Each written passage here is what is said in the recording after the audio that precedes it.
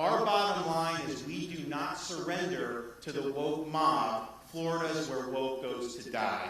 I'm Meg Kinnard, national politics reporter for the Associated Press.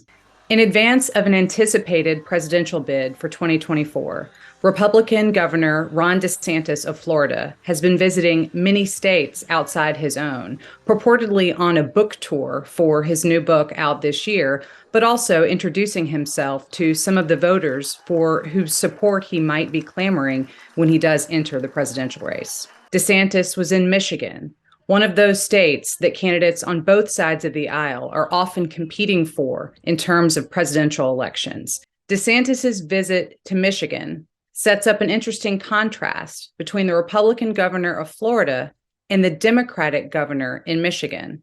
That's Gretchen Whitmer, who last year was reelected to a new term in office. Both of these politicians are from different political parties, but they also have very different political styles. DeSantis has been largely talking about his efforts as governor in Florida. During his speech on Thursday, he didn't mention Donald Trump, against whom he would purportedly be running if he's in the GOP presidential race for next year. But he flagged a lot of his own accomplishments in Florida, where he's been doing things lately like expanding the so-called Don't Say Gay bill to include all students from K through 12. As well as pushing for a rollback on concealed carry restrictions in that state. Gretchen Whitmer in Michigan has been doing very much the opposite, at least in terms of policies.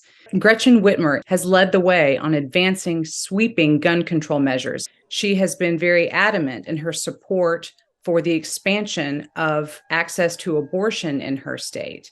That's obviously a big battleground issue in terms of the 2024 race, as well as what we saw in the midterms last year and ongoing political debates throughout the country. So for DeSantis to be picking Michigan, a very interesting state in terms of general election politics, to make his argument and introduce himself to that state's voters, coming in the Whitmer administration, it just sets up an interesting scene for those of us covering all politics on all sides to be watching.